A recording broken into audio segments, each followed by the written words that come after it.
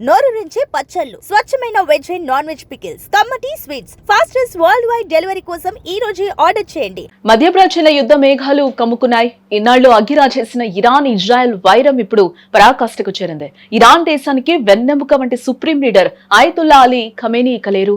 శనివారం నాడు ఇజ్రాయెల్ మరియు అమెరికా సంయుక్తంగా నిర్వహించిన ఆపరేషన్ ఎపిక్ ప్యూరీ దాడిలో ఖమేనీ ప్రాణాలు కోల్పోయారు. ఈ వార్త ప్రపంచాన్ని ఒక్కసారిగా ఉలిక్కిపడేలా చేసిందని చెప్పుకోవచ్చు. ఇరాన్ అధికారిక మీడియా ఈ విషయాన్ని అధికారికంగా ప్రకటించడంతో అగ్రరాజ్యాల మధ్య ఉద్రిక్తతలు తారాస్థాయికి చేరుకున్నాయి.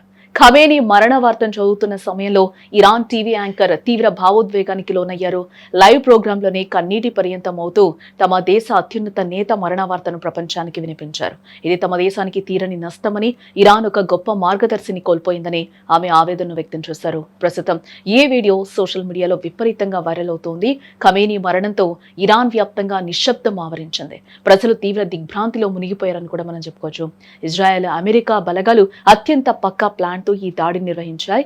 ఖమేనీ నివసించే ప్రాంతం, ఆయన కార్యాలయాన్ని లక్ష్యంగా చేసుకుని క్షిపణుల వర్షం కురిపించాయి.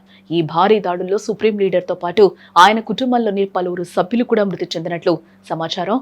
ఇరాన్ రక్షణ వ్యవస్థను తుత్తునీయులు చేస్తూ శత్రు దేశాలు ఈ ఆపరేషన్ పూర్తి చేశాయి. దీనికి ప్రతిగా 40 రోజుల పాటు సంతాప దినాలు పాటిస్తున్నట్లు ఇరాన్ ప్రభుత్వం ప్రకటించింది.